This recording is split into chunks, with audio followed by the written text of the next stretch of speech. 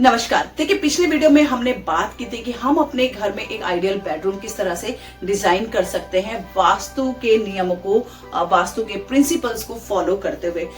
आज हम बात करेंगे हमारे घर का टॉयलेट यानी कि वॉशरूम, क्या उसको भी वास्तु के अकॉर्डिंग हम डिजाइन कर सकते हैं? तो इसका जवाब है बिल्कुल हाँ। देखिए, मैं हमेशा कहती हूँ अपने वीडियो में कि जब भी आप अपने घर का इंटीरियर कराते हैं, डिजाइनिंग कराते हैं, तो अपने घर का एक प्रॉपर आपको ग्रेडिंग कराना है। उसी के अकॉर्डिंग आपको अपने घर में अपने बेडरूम को किस डायरेक्शन में लेना है, अपने टॉयलेट को, अपने वॉशरूम को किस डायरेक्शन में लेना है, आपको पता होना चाहिए। आज हम जिस टॉपिक को लेने वाले हैं वो है हमारे वॉशरूम यानी कि हमारे टॉयलेट को, क्या उसकी डिजाइनिंग भी हम वास्तु के अकॉर्डिंग कर सकते हैं? आज ये वीडियो उसी के बारे में होने वाला है। तो देखिए, जब हम बाथरूम का इंटीरियर करते हैं, उसको डिजाइन करते हैं, तब हमें अपने बाथरूम की भी सभी दिशाओं का पता होना चाहिए, उसकी ग्रेडिंग भी बहुत जरूरी है।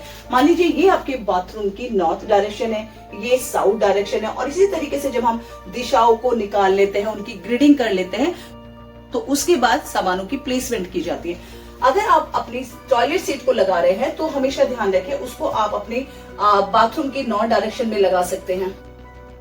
बाथरूम में जब आप टॉयलेट सीट लगाए तो उसको आप नॉर्थ डायरेक्शन में लगा सकते हैं। इसी तरीके से आप उसको साउथ डायरेक्शन में भी लगा सकते हैं, यानी कि जब साउथ में लगाते हैं तो उसका फेसिंग नॉर्थ में हो जाएगा, और जब नॉर्थ में लगाते हैं तो उसका फेसिंग साउथ में हो जाएगा।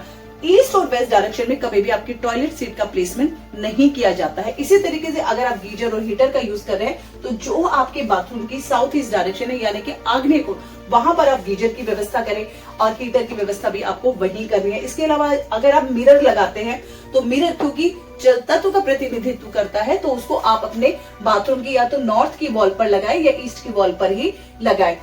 बाथरूम में केवल मिरर ही नहीं होता, सिंक भी होती है हाथ धोने के लिए।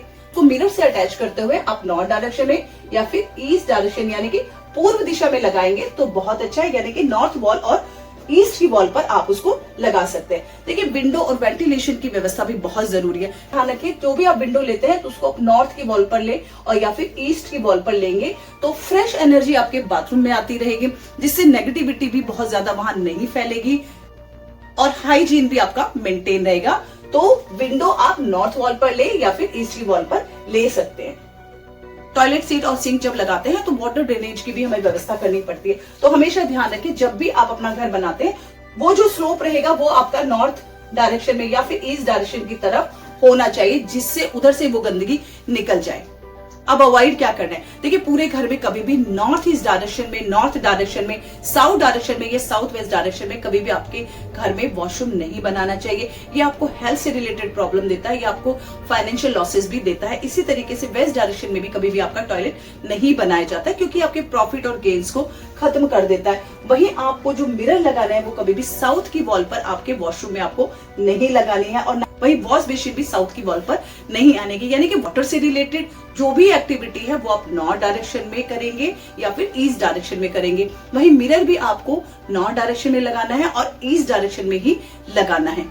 तो इस तरीके से छोटी छोटी टिप्स को फॉलो करके आप अपने बाथरूम को भी एक आइडियल वास्तु ऑस्पिशियस बाथरूम बना सकते हैं। देखिए, वास्तु हमारे घर में जो भी एक्टिविटीज होती है उन सब पर हम अप्लाई कर सकते हैं, फिर वो चाहे हमारा किचन हो या फिर हमारा बाथरूम। वीडियो अगर अच्छी लगी तो इसे लाइक और शेयर जरूर करें, और अगर आप मेरे चैनल पर नए हैं तो चैनल को सब्सक्राइब जरूर कर लें। मैं डॉक्टर नीतू वशिष्ठ लेकर आती रहती हूँ आपके लिए वास्तु से रिलेटेड इसी तरह के वीडियोस। नेक्स्ट किस टॉपिक पर आप वीडियो देखना चाहते हैं वो भी हमें कमेंट बॉक्स में लिखकर आप भेज सकते हैं। जय श्री कृष्ण।